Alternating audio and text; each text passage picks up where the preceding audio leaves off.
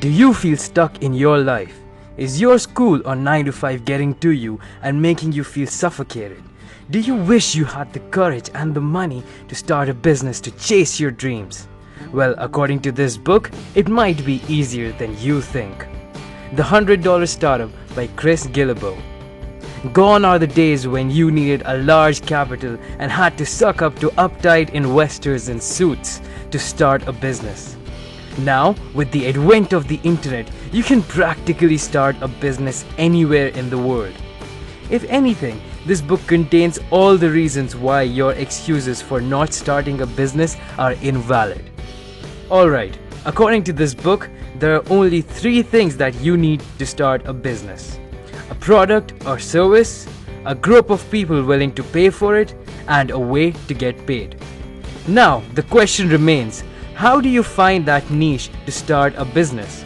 How can you know what is the right market for you? All you need to do is to find out what your passions and skills are, and then mix the two. Let me give you an example.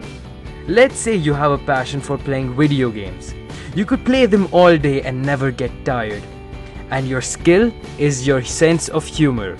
You have a knack for being funny, and you can find humor in the smallest of things. Well, as we have seen from the huge gaming industry on YouTube, it is completely possible to merge the two of them. Here's a good analogy from the book.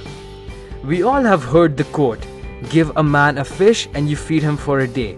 Teach a man how to fish and you feed him for a lifetime." Well, the fact remains that most people don't want to learn how to fish.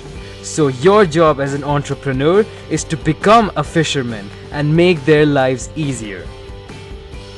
Think about it this way. It's incredibly hard to become the best at anything in the world, be it at editing videos, playing the piano, or voice acting. However, it is not that hard to become decently good at all those 3. Now, when you merge the 3 of them together, you create an entirely new category in which you are the best, which gives you a huge advantage. However, you do need to make sure that there is a need for the content or product that you are making in the market. Here's my favorite example from the book. Brett Kelly was a software engineer and had a stressful life. However, one day he had an idea that literally transformed his life. He was an avid user of Evernote, a free note-taking software. However, he realized that there was no user manual for Evernote in the English language per se. So what he did was he spent the next few months curating all the tips and tricks he knew about the software and took copious notes and screenshots. He compiled it all into a PDF and started selling it on a website. It was a massive success. He ended up making $120,000 from the sales of that ebook, and also got a job at Evernote because the company liked his idea. That's the power of exploiting an inefficiency in the market. Now, there is a ton of actionable advice to be found in this book. I will now enumerate the 3 ideas that I found to be the most revolutionary. Number 1. Location is irrelevant. If you want to start a brick and mortar business that is inventory intensive and requires a lot of capital, then yeah, location is important. But if you want to be your own boss and live life on your own terms, then location is largely irrelevant. You could be chilling on a hammock looking over a beautiful beach in the Bahamas while earning $500 every day. I'm not saying you won't have to work hard. You will. You will probably have to work harder than a regular job. But it will be work that you love, and you will be doing it in a place that you love. To me, and to most people, that is more important than monetary success. Number 2. Freely give value.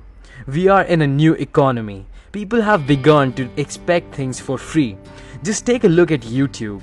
We now have such high quality videos available for free that it would be insane to ask someone to pay for your short film. Online businesses are more profitable than ever, but the rules have changed. What you now need to do is start off by giving value, and you need to do that indiscriminately. You cannot expect people to pay for your programming course when there are hundreds of high quality videos available for free on YouTube. What you can do, however, is start making free YouTube tutorials. And after you've built a good following, you can convert those people into loyal customers by giving them an offer that they can't refuse. This way, you're always playing in the win-win paradigm, which is a long-term and surefire way to success. Number 3. Don't be afraid to fail. A lot of people don't start things because they don't want to fail. It's very easy to do that. It's very easy to take the 9-to-5 job and spend your precious time making someone else rich. And if you like doing that, then by all means continue to do that. There's nothing wrong with that. However, if you feel this gnawing sense of urgency to do something, then don't deny this world the gift of your talent and hard work. You, me, and everyone else has something unique to offer the world. And if you don't, you can always learn something unique to offer the world.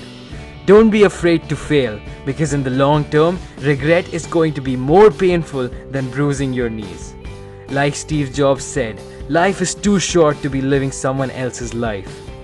Dare to dream bigger, like Tom Bilyeu, the CEO of Quest Nutrition, says. Set the bar ridiculously high and then exceed all expectations. This is a great book if you really want to find out how you can start a small business with nothing. Go out there and get the book and start applying it to your life. I believe in you. Do you? Like and subscribe for more. Share this video for people who need the push. And as always, thanks for watching.